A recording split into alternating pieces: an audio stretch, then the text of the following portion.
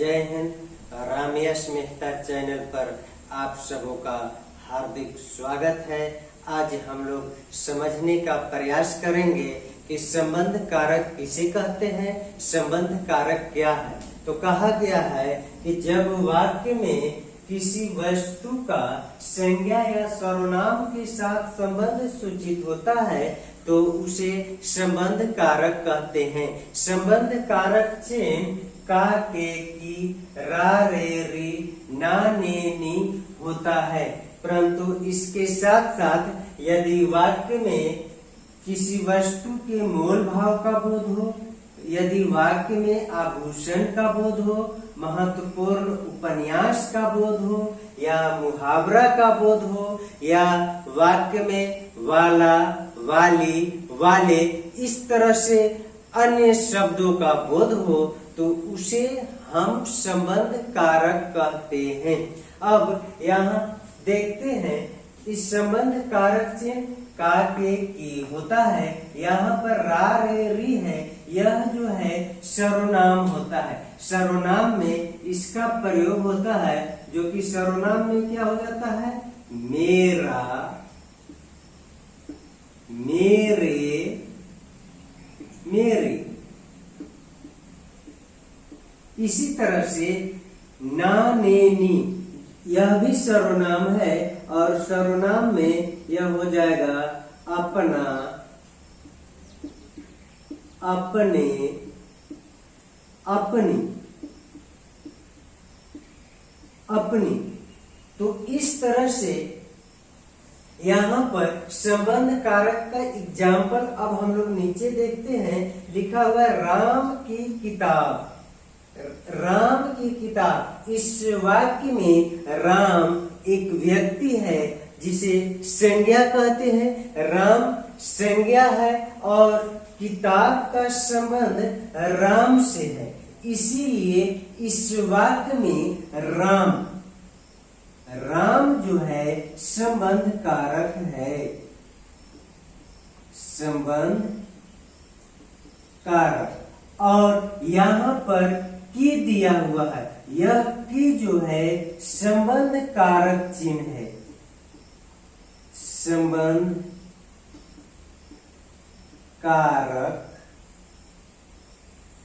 चिन्ह। इसी तरह से अगला वाक्य है उसका घोड़ा तेज दौड़ता है। इस वाक्य में यहाँ पर उसका, चूंकि उसका सर्वनाम है, संज्ञा के बदले में आया है, और जहाँ सर्वनाम होता है, जो शब्द संज्ञा के बदले में आते हैं, वहां पर कारक चिन्ह और कारक दोनों एक साथ होता है, एक ही होता है। तो इस वाक्य में कारक और ये कारक चिन्ह यानी कि दोनों एक ही है, इसे कहेंगे संबंध कारक। यह जो है संबंध कारक होता है, इसे कहेंगे संबंध कारक। और इसमें कारक चिन्ह की बात करें तो यह का आया है, यह जो है सर्वनाम के साथ जुड़ा हुआ है, तो इसका कारक चिन्ह एक साथ यानी कि संबंध कारक के साथ जुड़ा हुआ है। यह का है, का को देख करके इसे पहचान सकते हैं कि यह संबंध कारक है। उसका घोड़ा तेज दौड़ता है, इस वाक्य में उसका संबंध कारक है। मेरा घर रांची है, मेरा, मेरी, मेरे ये सभी सर्वनाम है, और इस वाक्य में मेरा घर रांची है, इस वाक्य में मेरा जो है संबंध कारक है। और आप जानते ही हैं कि सर्वनाम में संबंध कारक चिन्ह अलग से नहीं होता है। इसी तरह से हमें अपना काम करना चाहिए। इस वाक्य में अपना सर्वनाम है, तो इस वाक्य में अपना को कहेंगे संबंध कारक, संबंध कारक। इसी तरह से कहा गया है कि यदि वाक्य में किसी वस्तु के मोल भाव का बोध हो तो उसे भी संबंध कारक कहते हैं।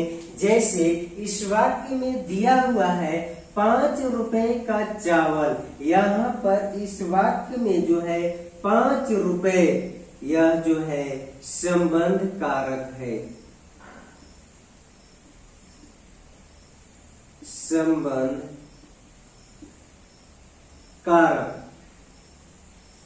अब कहा गया है कि यदि वाक्य में कहीं आभूषण का बोध हो तो उसे भी संबंध कारक कहते हैं। जैसे सोने का गहना, चांदी का गहना, चांदी की अंगूठी। तो इस तरह से यहाँ पर वाक्य में दिया हुआ है सोने का गहना, इस वाक्य में सोना जो है संबंध कारक है, संबंध कारक। अगला है, कहा जा रहा है कि यदि महत्वपूर्ण उपन्यास हो, महत्वपूर्ण कहानी हो, महत्वपूर्ण नाटक हो तो वह वैसे वाक्य भी जो है संबंध कारक है, इसे याद रखना चाहिए। तो इस वाक्य में प्रेमचंद के उपन्यास, इस वाक्य में प्रेमचंद संबंध कारक है, संबंध कारक। अब कहा गया है कि यदि वाक्य में कहीं मुहावरा का बोध हो तो भी वह वाक्य जो है संबंध कारक ही होता है।